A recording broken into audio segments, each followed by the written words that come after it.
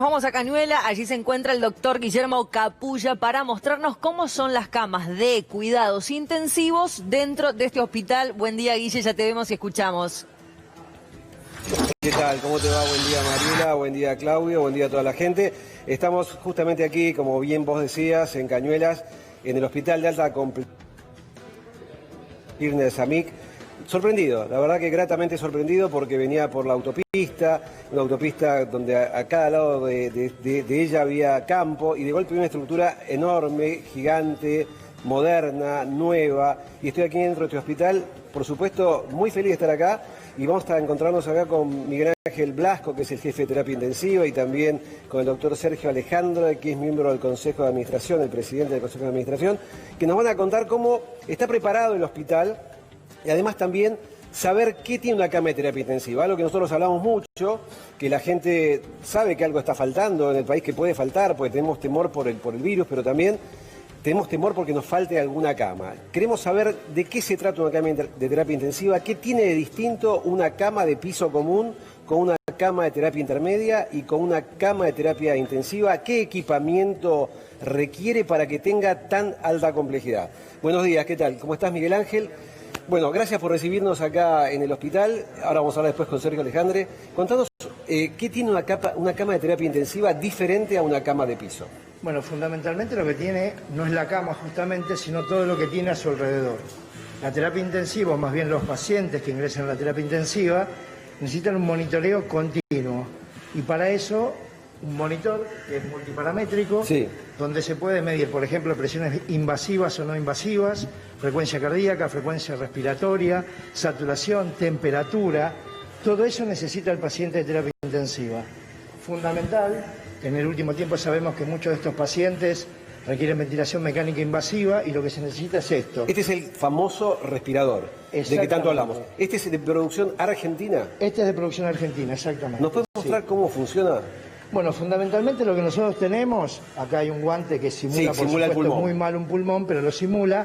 Lo que acá vamos viendo es que qué frecuencia respiratoria tiene, qué volumen y qué presiones, ya que en estos pacientes algunas de las cosas que hay que controlar fundamentalmente es no dañar el pulmón. No es la misma presión para cualquier paciente. Exactamente, cada paciente por contextura física, por patología, por antecedentes, requieren diferente tipo de tratamiento y por lo tanto diferentes volúmenes. Por eso estos respiradores que son, digamos, microprocesados nos ayudan.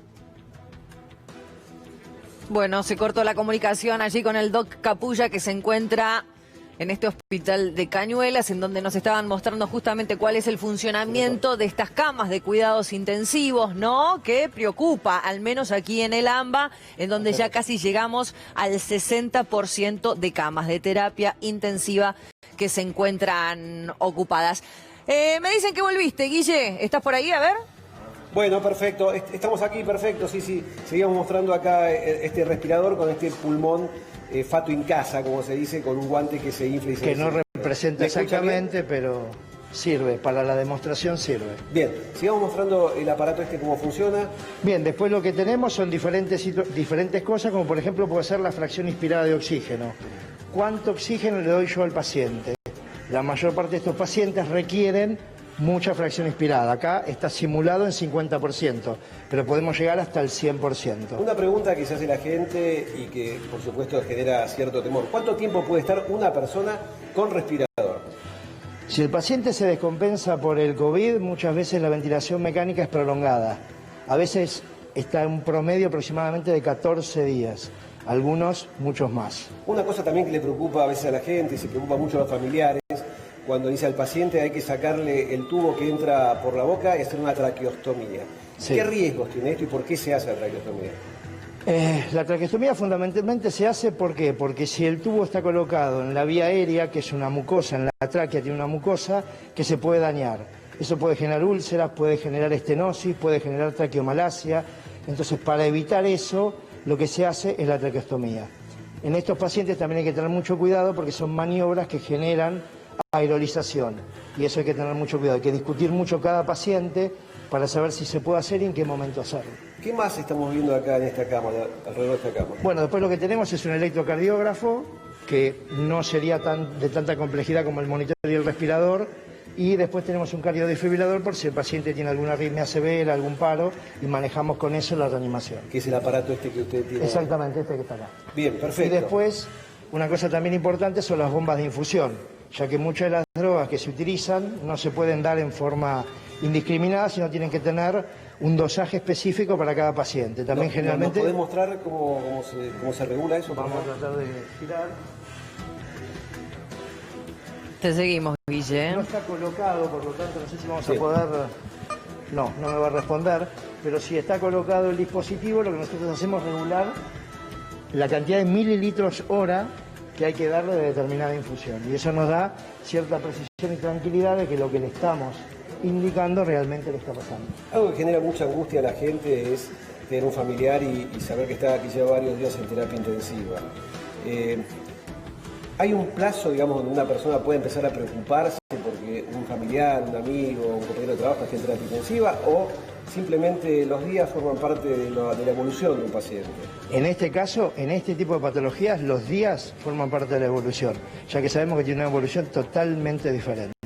Muchas veces uno dice, tenemos que esperar la evolución antibiótica en 2 o 3 días. No, en este caso no. El paciente generalmente, una vez que tiene este cuadro inflamatorio, tiene un periodo muy prolongado de internación. Y además después tenemos que ver si tiene otras complicaciones, ¿no? Estos 6 meses, digamos, que empezó esta pandemia, que en realidad se fue decretada el 11... hemos visto muchos medicamentos que van y que vienen. Hoy por hoy, ¿cuál sería, digamos, el medicamento elegido? ¿Qué terapia, si bien no hay ninguna específica, cuál sería la terapia adecuada para un paciente crítico en terapia intensiva? Es adelantarse un poco, porque todos los días salen diferentes drogas, pero lo último justamente salió un trabajo de Oxford en donde hablaba de los corticoides, ¿sí? Dexametasona. Esa es una de las cosas que aparecieron recientemente, creo que tiene 10 días más o menos. Después también lo otro que se está haciendo es cosas que están más comúnmente utilizadas. ¿En este hospital se están realizando ensayos clínicos con algún tipo de terapia? Estamos intentando armarlos, digamos, sí. Ahora, la dexametasona, que es un producto que ya lleva unos 65 años en el mercado, ¿no se utilizaba previamente en otros pacientes críticos con problemas respiratorios? En realidad sí, los corticoides en general, y hay de diferente tipo, comprimidos, inyectables hasta aerosoles. Los aerosoles generalmente en pacientes tipo asma, EPOC, eso se utilizaba y se sigue utilizando y siguen apareciendo diferentes corticoides, y en muchas reagudizaciones se utilizan los corticoides endovenosos y a veces se pasa a vía oral. Y también esta enfermedad que provoca distrés, síndrome de distrés respiratorio agudo del adulto, en otra época se utilizaba corticoides dosis alta, después corticoides dosis baja. La medicina tiene esos vaivenes en cuanto al uso de corticoides, y en la actualidad estamos volviendo, entre comillas, a utilizar corticoides en una dosis diferente y con una droga específica. Esa fue la que se probó. Otra pregunta que seguramente se hace la gente es, ¿cuándo un paciente comienza a salir de terapia? ¿Cuáles son los parámetros que deben existir para que el paciente salga de terapia intensiva?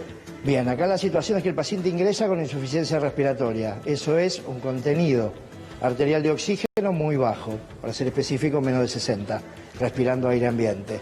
Bueno, cuando ese parámetro se está otra vez acercando a eso, es decir, volviendo a tener más de 60, entonces nosotros podemos empezar a ver que se puede empezar a descalar el tratamiento. Lo que hay que tener en cuenta también que estos respiradores miden algunas otras cosas como presiones, compliance, presión plató, pico, bueno, diferentes parámetros que nos ayudan a nosotros a ver si ese pulmón vuelve a estar relativamente blando, para que se entienda, para no utilizar otros términos, para no generar confusión, vuelven a estar normales en cuanto a su inflado y desinflado, que también nos ayudan. Es decir, son diferentes números algunos, parámetros otros, que nos ayudan a ver cuándo podemos empezar a sacar toda la complejidad que tiene el paciente colocado. Muchas veces comparo a la medicina con la aeronáutica, ¿no? A veces los pilotos de noche generalmente viajan por instrumental, sí, y de día a veces visualmente.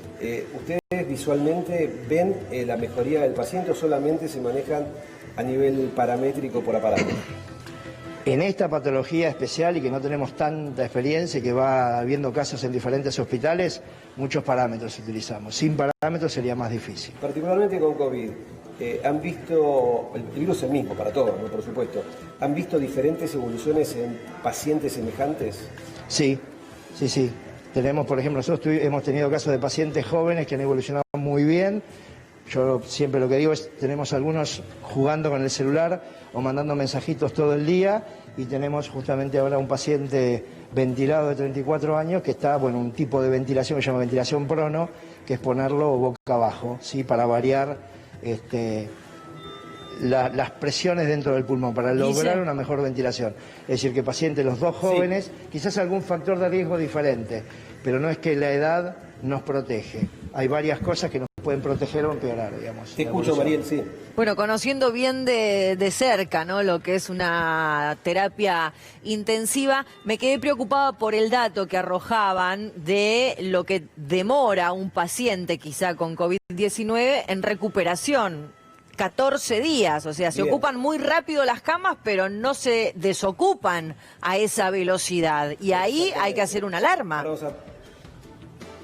Es importante lo que vos decís, le voy a preguntar acá al doctor Miguel. Quiero decir esto, ¿no? Porque si no la gente va a decir, está en una terapia intensiva donde hay pacientes. No, es una parte nueva del hospital, son camas que se van a habilitar seguramente, por eso estamos aquí y no tenemos ningún riesgo biológico ni nosotros, ni tampoco hay pacientes como ustedes pueden observar, para que la gente lo tenga en claro.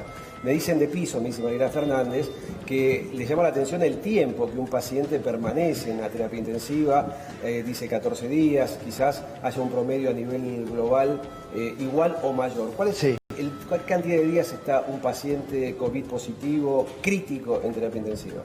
Y como habíamos dicho, muchas veces el paciente está mínimamente entre 12 y 14 días quizás con el respirador. Pero no es que una vez que uno le saca el respirador o intenta sacar el respirador, inmediatamente sale de terapia intensiva. Hay un periodo que se llama de weaning o destete, es decir, sacarle el respirador, que a veces también lleva el mismo periodo. A más días de ventilación mecánica, a veces más se tarda en sacar el respirador.